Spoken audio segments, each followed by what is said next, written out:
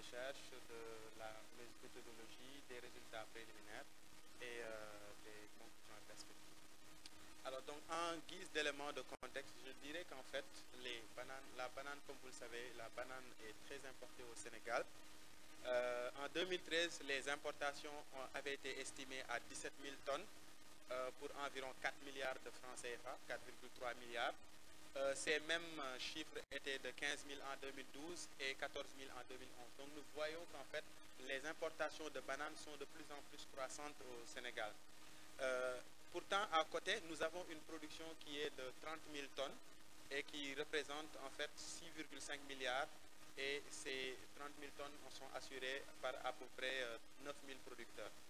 Alors, la banane locale, pourtant, est bien prisée pour son goût parce qu'il y a beaucoup les consommateurs, ils aiment bien la banane locale pour son goût. De toute façon, nos études après vont parler de cela.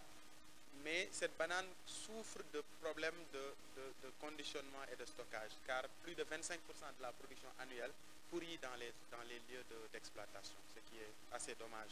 Donc l'enjeu ici, pour l'État du Sénégal et en termes de politique, c'est d'alléger ce déficit commercial qui est causé par la banane, et en faisant la promotion de la banane locale et en également promouvant le label qualité de la banane du Sénégal.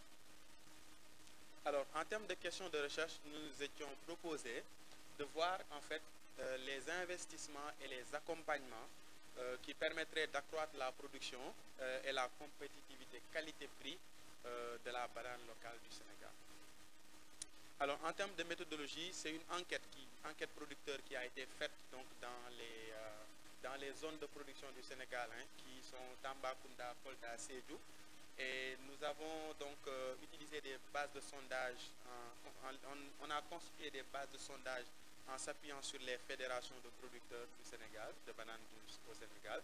Et enfin, on a fait un échantillonnage stratifié proportionnel, c'est-à-dire à l'intérieur de chaque zone de production, nous avons donc fait appliquer la proportionnalité et l'échantillon total est de 800 ménages. Alors là, les principaux... La première vague de résultats va concerner en fait une caractérisation sommaire des exploitants de bananes. Alors, ce qu'on a remarqué, c'est que la banane, apparemment, c'est une affaire d'hommes, en tout cas dans le sud, parce que tout simplement, à Tamba, on observe que 81% de chefs d'exploitation de bananes sont des hommes, 18% des femmes. Cette statistique, cette répartition est également valable à Kolda. Par contre, à Sédhiou, tous les exploitants de bananes qu'on a pu en tout cas observer dans notre échantillon sont des hommes. Alors, on a vu aussi que les exploitants de bananes sont relativement jeunes, on va dire, parce qu'en fait, à Tamba, à Sédhiou comme à Kolda, nous avons donc des moyennes d'âge qui varient entre 45 et 48 ans. Je pense que quand même c'est assez jeune. Par rapport aux résultats qu'on trouve de manière générale au niveau du Sénégal, en général, les chefs d'exploitation, la moyenne, ça tourne autour de 50, en tout cas c'est supérieur à 50 ans. Alors, la plupart des chefs de ménage, je l'ai dit tantôt, c'était une moyenne, mais comme la moyenne n'est pas toujours très édifiante quand il y a beaucoup de dispersion, donc nous nous sommes proposés de faire une autre statistique qui montre des intervalles d'âge. Et on a vu que la majeure partie des exploitants sont âgés entre 35 et 55 ans, qui englobent en quelque sorte la moyenne. Nous avons quand même assez peu de chefs d'exploitation qui sont âgés de plus de 55 ans. Voilà. Alors, il y a aussi la distribution en hommes-femmes qu'on a essayé de présenter. Et la distribution plutôt de la taille des ménages, on a vu qu'à Sédhiou, dans les exploitations de bananes, les ménages de Sédhiou sont plus nombreux en fait, sont plus peuplés. Je pense que ça reflète un peu même les résultats qui sont observés au niveau du recensement général de la population.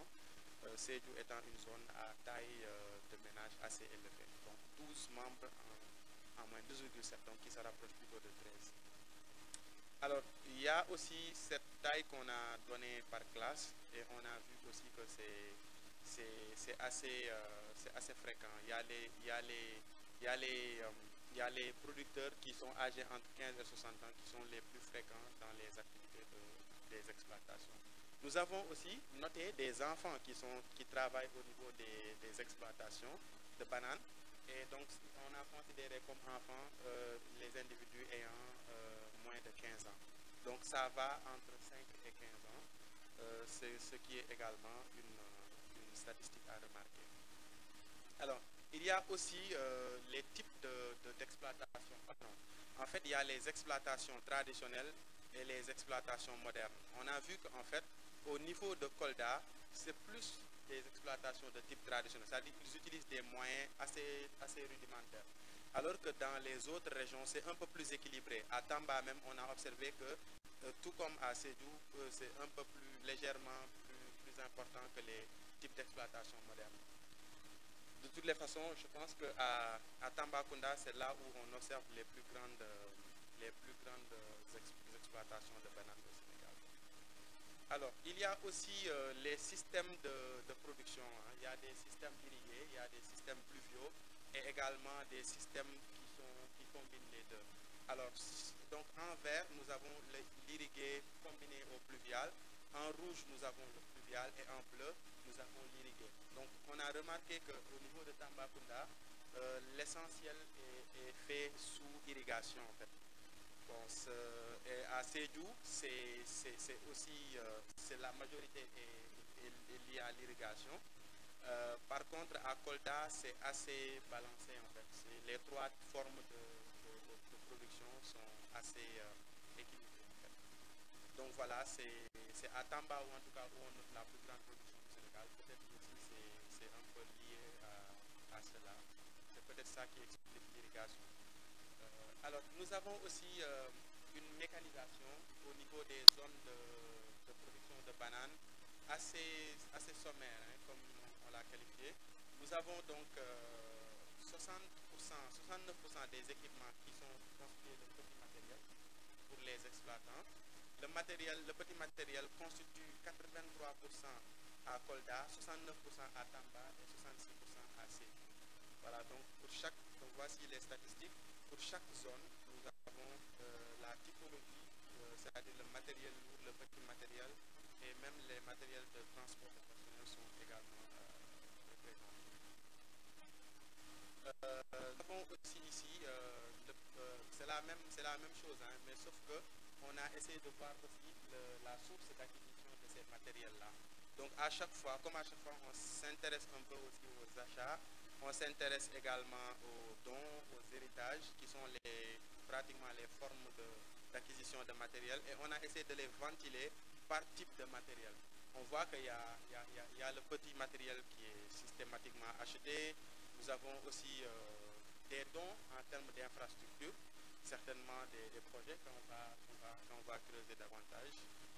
Nous avons aussi le matériel léger. On a vu qu'à chaque fois, le petit matériel, il est systématiquement acheté. Parce que c'est pas cher, ça fait ce qu'on pense. Voilà. Donc, nous avons aussi la fréquence du matériel subventionné. À chaque fois qu'on observe un matériel donné, on s'intéresse à savoir si ce matériel est subventionné ou pas. Et c'est encore des statistiques.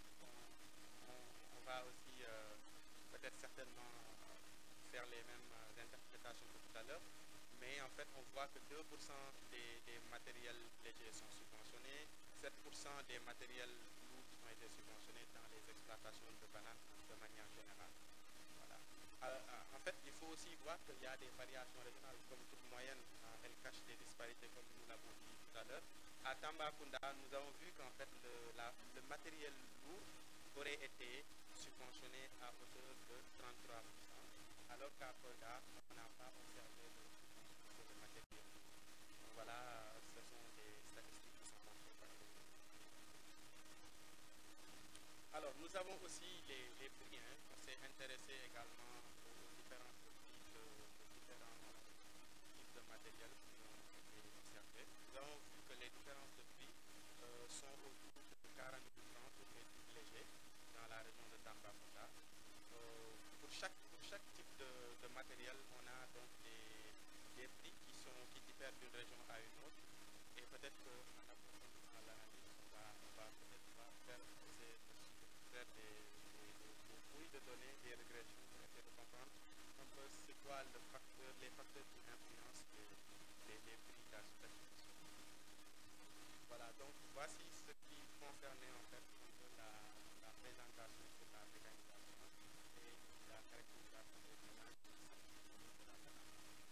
Voilà, donc je vais enchaîner directement avec la présentation sur la consommation d'oignons et de pommes de terre.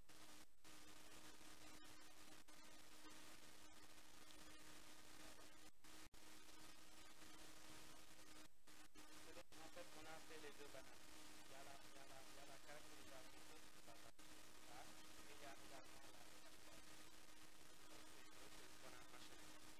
Alors ici, je vais parler de la consommation donc d'oignons et de pommes de terre en zone urbaine, comme mes prédécesseurs l'ont expliqué.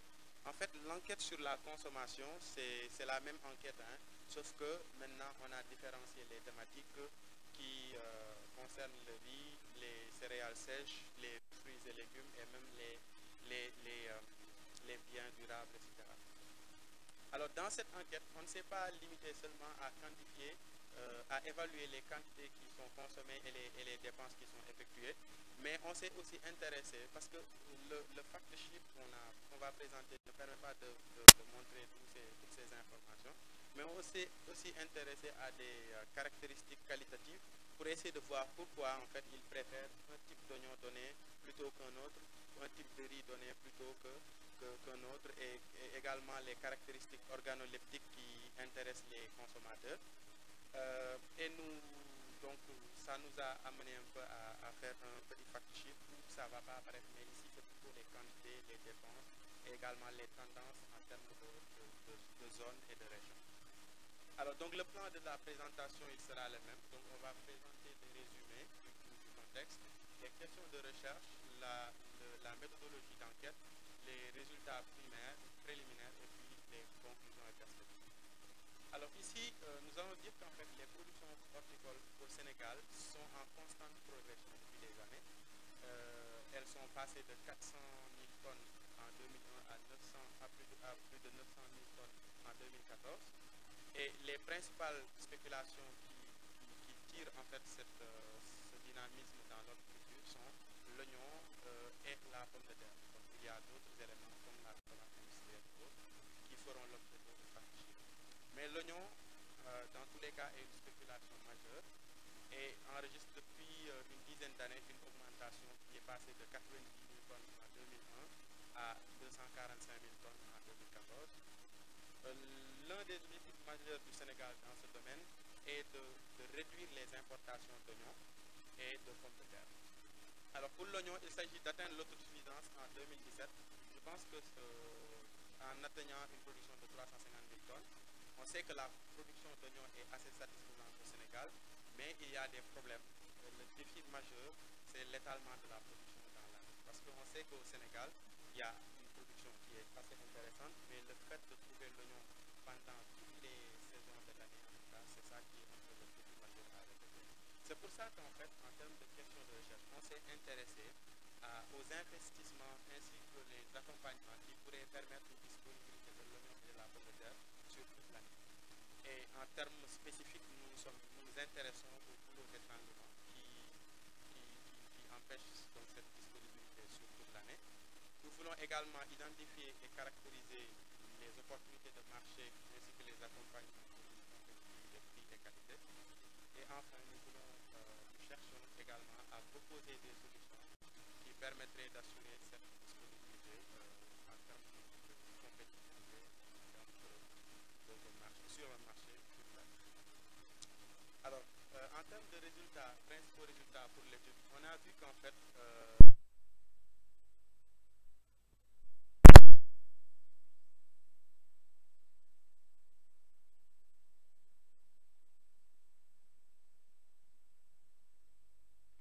la dépense annuelle par ménage est supérieure à Dakar par rapport aux autres villes. Donc, on dépense plus à Dakar que dans les autres villes en termes d'oignons. Donc, 82 600 l'année. Un ménage urbain à Dakar dépense en fait 82 000 en termes d'oignons l'année, contre 73 000 dans les autres régions, dans les autres villes qui sont aussi donc des zones urbaines. Alors, en termes de quantité, on a vu qu'en fait l'oignon local domine. L'oignon local domine et l'oignon local en termes de pourcentage s'estime à 59% contre 41% pour les importations. Et on a vu que donc en moyenne 251 kg d'oignons sont consommés par ménage urbain. Okay? Alors, en termes de résultats, en termes de disparité de zones, on a vu qu'en fait l'oignon local est dominant dans la plupart des zones, dans des grandes villes, particulièrement dans les zones de production, ça se comprend. Donc les zones comme Saint-Louis, Matam, Louga et Thiès sont particulièrement dominants en termes d'oignon local. Mais la concurrence, on a noté que la concurrence est plus accrue quand il s'agit de villes qui sont importantes en termes démographiques, telles que Touba, telles que Pikine et Dakar, qui sont de grands centres urbains. Donc on a vu que les deux types d'oignons se bousculent. Enfin, l'oignon importé domine dans les zones de Kolda, de Fatick, de Kaffrine et de Sédhiou, qui sont donc où l'oignon local l'oignon importé est très dominant. Alors, en termes de... Parce que ça, c'était des données en termes de ménage. Nous nous intéressons également au niveau donc de quantité d'oignons qui sont consommés par un urbain dans ces différentes zones-là. Donc, ça montre qu'en fait, l'oignon local domine aussi, même au niveau de la consommation par tête. Cette différence, en fait, est moins nette à Dakar région que dans les autres villes. C'est-à-dire, à Dakar région, c'est ce que je disais tout à l'heure, la différence entre l'oignon local et l'oignon importé est moins nette. Tandis que dans les autres villes du Sénégal, la différence est globalement plus accentuée parce qu'on consomme plus d'oignons local que d'oignons importés dans l'ensemble. Hein. Alors, un Sénégalais urbain, peut-être que j'aurais dû ajouter le terme urbain, c'est un lapsus, consomme en moyenne 32 kg d'oignons par an. Et le classement des villes consommatrices d'oignons par tête est dominé par, comme je le disais, Louga, Dakar et Thiès, qui sont des Louga et Thiès qui sont des zones de production. Il y a Saint-Louis également, et enfin Dakar. Alors, maintenant nous nous intéressons à la pomme de terre locale et celle également importée. Nous voyons que en fait nous avons à peu près les mêmes tendances parce que pour la pomme de terre, on dépense moins en termes de pommes de terre dans l'année par rapport à l'oignon, mais la même répartition est observée entre Dakar et les autres villes. Ici même c'est encore plus prononcé parce qu'à Dakar on consomme beaucoup plus de pommes de terre que dans les autres villes du Sénégal.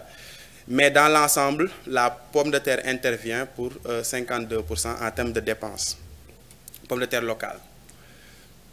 Donc en termes de quantité, on voit que ça c'est un peu différent parce que je disais qu'ici c'était 52%, ici c'est 57%, c'est lié à l'effet prix puisque la pomme de terre importée est un peu plus chère que la pomme de terre locale. Et en termes de quantité, nous pouvons noter que en fait, 131 kg de pommes de terre par an sont consommés par les ménages urbains. Et sur ces 131 kg d'oignons, de pommes de terre plutôt, 57% proviennent donc du local. Alors, il y a aussi la consommation de pommes de terre par tête. Un ménage sénégalais urbain, un Sénégalais urbain plutôt, consomme dans l'année 18,4 kg de pommes de terre. Et on a vu que quand on entre dans les analyses désagrégées entre Dakar et les autres villes, pour les consommations par tête, on voit que c'est vraiment très très différent entre Dakar et les autres villes. Presque 24,4 kg à Dakar et le reste des villes, 14,5 kg de pommes de terre par habitant. Alors, pour voir ça au niveau des villes, nous voyons que ce classement est largement dominé par Dakar, d'abord. Ensuite suivent Louga, pour des raisons, parce que c'est une zone de production. Peut-être que les autres, après, au niveau des débats, on va peut-être essayer de comprendre pourquoi c'est comme ça. À Guédiawaye aussi, on note que c'est important. Et à Thiès, Thiès est toujours là, que ce soit pour l'oignon comme pour la pomme de terre, les gens en consomment beaucoup. Enfin, il y a aussi Saint-Louis, Mbour et Rufisque. On a noté que la ville de Kédougou, bon, vous m'excuserez, j'ai rien contre Kédougou, mais il paraît que c'est la ville qui consomme moins de pommes de terre au Sénégal. Après, vous allez expliquer pourquoi. Voilà, c'est ça, c'est ça, c'est ça. Voilà, c'est ça. Alors on a noté aussi, on a noté aussi qu'à Sédhiou, Sédhiou revient aussi en termes de pommes de terre importées. À Sédhiou, vraiment, il faudrait qu'on nous explique aussi pourquoi il y a plus d'importés que le local. Fatick également, ça revient. Fatick et Kolda, ce sont les trois villes où la pomme de terre domine aussi largement. Alors, on a noté aussi qu'à Diourbel, à Touba et à Tambacounda, c'est plutôt l'inverse, c'est la locale qui domine légèrement. Voilà, donc je vous remercie de votre attention. Merci beaucoup.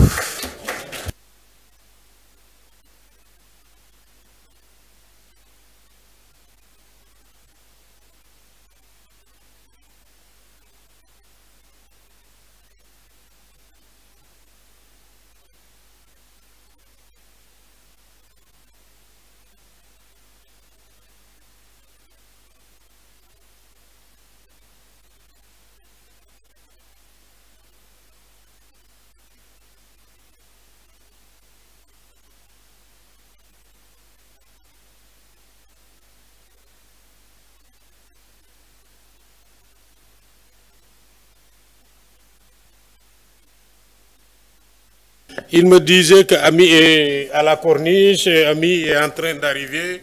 C'est ça qu'on discutait. Je pense qu'on va débattre en attendant. Mais si elle est en train d'arriver, la présentation, elle n'est mieux pas. Hein? C'est elle qui devait présenter les MENA 1. Il n'y a personne. Toi, tu ne peux pas faire la présentation. Ah, il ne l'a pas. Bon, allons-y. On débat de ce que nous avons entendu. Donc, la production oignons, pommes de terre. Qui a parlé de tomates très peu?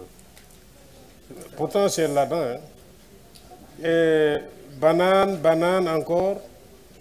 Et consommation de pommes de terre et d'oignons. Ménage par les ménages urbains. Ouais. Production. C'est la dame qui va faire les deux. La dame va faire les deux. Hein? C'est la dame qui fait les deux. Ok. Bon.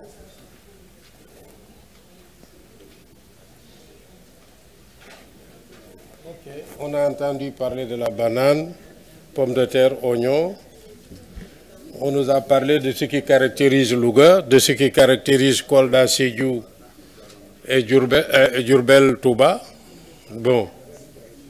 Mais il y avait une question centrale. Hein. Vous avez dit la question de recherche, c'était, comment dirais-je, c'était comment accompagner. C'était ça la question. Voilà, hein, investissement et accompagnement pour une disponibilité de l'oignon et de trucs toute l'année. C'est ça le focus central. Vous êtes encore loin. Non, je peux préciser si vous voulez. Oui, allez-y. En fait, c'est... Voilà, en fait, les études qu'on voulait faire sur l'oignon et la pomme de terre, bon, certainement il y a ma collègue qui va venir présenter ces éléments-là, mais on s'est dit que pour étudier les investissements nécessaires et les accompagnements pour permettre une oignon de qualité et qui est disponible sur tout le marché, il fallait aussi s'intéresser au maillon consommation. Donc ce que j'ai présenté, c'est juste quelques éléments de la consommation de l'oignon et de la pomme de terre en milieu urbain, mais l'étude contient aussi d'autres éléments liés aux caractéristiques organoleptiques et aux préférences des consommateurs. C'est bon? La demande c'est important. Bon. D'accord, on va voir. C'est ouvert.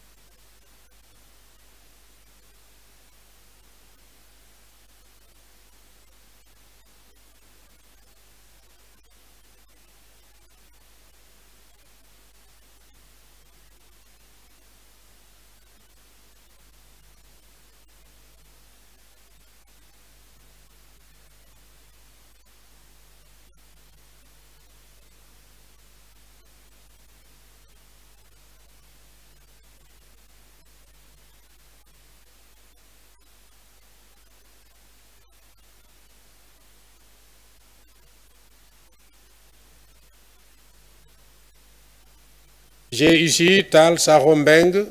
J'ai fini cette ligne, la ligne de derrière. OK.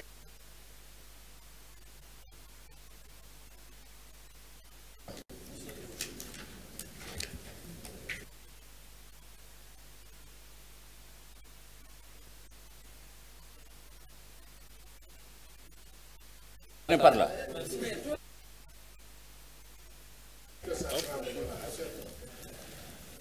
Merci. Donc, nous vous remercions pour la présentation. J'ai juste une remarque d'abord.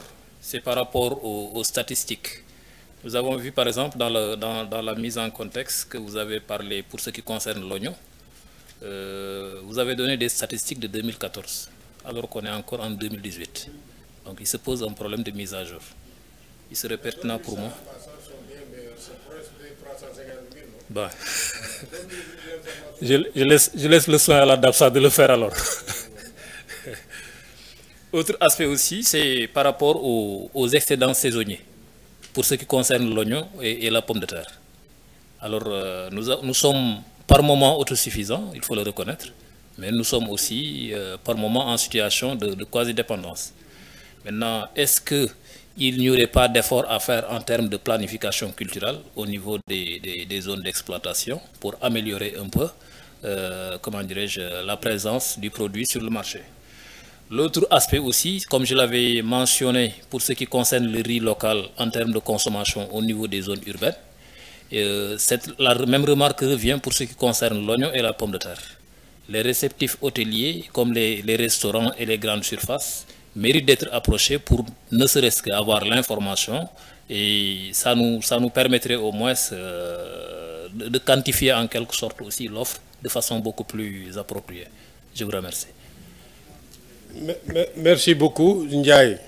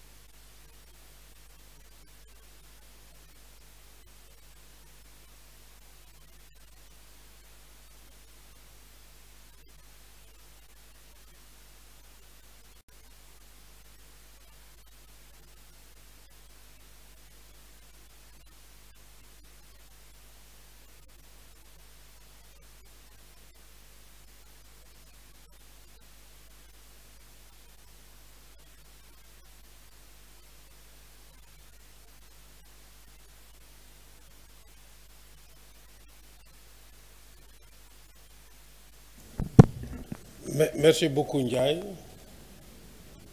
Donc, je viens dans la ligne de devant, là, K. Je vous remercie, Président. Bon, puisqu'on parle de déterminants, ce qu'il nous faut, c'est la productivité et la compétitivité. J'aimerais poser une question au niveau de l'oignon, parce qu'on nous avait dit qu'il y avait une souche adaptée d'oignon qui s'appelait la violette de Garmi. Et qu'au niveau de la violette de Garmi, il y avait beaucoup de variétés. Mais il y avait une souche adaptée et très prisée, très compétitive. Et on avait complètement perdu cette souche. Est-ce qu'elle a été retrouvée? Merci.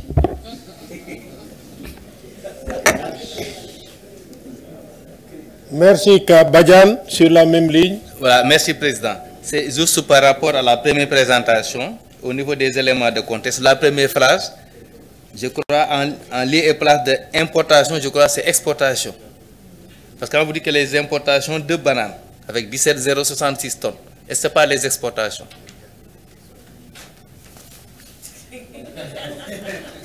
Alors, maintenant, la conséquence, c'est que quelle source prendre?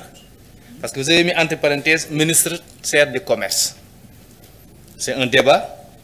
Il y a la DPV, il y a le ministre du Commerce et il y a la douane. Maintenant, c'est un débat qui est là, tranché ou pas. En tout cas, on est au niveau du ministère de l'Agriculture. Il y a la structure habilitée, c'est la DPV.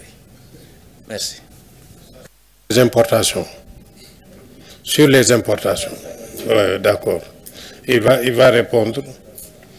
Il va répondre. Ta question centrale, c'est parle-t-il d'importation ou d'exportation?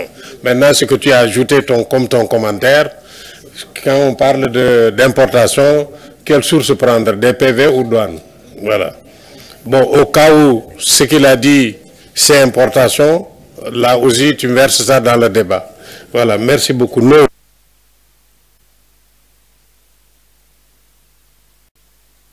Ah, ok, merci. Moi j'avais deux.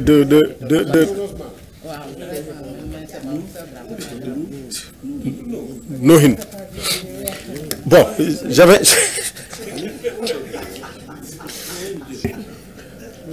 deux questions. Bon, c'est plutôt des contributions. Hein. La première, c'est sur la pomme de terre et l'oignon. Est-ce que vous avez creusé pourquoi la pénétration du marché dans certaines zones est très faible? Qu'est-ce qui l'explique? Est-ce que c'est parce que le système de distribution, il n'y a pas de système de distribution? Est-ce que c'est parce que l'oignon n'est pas adapté, ou bien la pomme de terre, il y a des risques de perte, etc. Ça, c'est pour l'oignon et la pomme de terre. Parce qu'il est important de savoir qu'est-ce qui explique ça, la faible pénétration de ces marchés-là.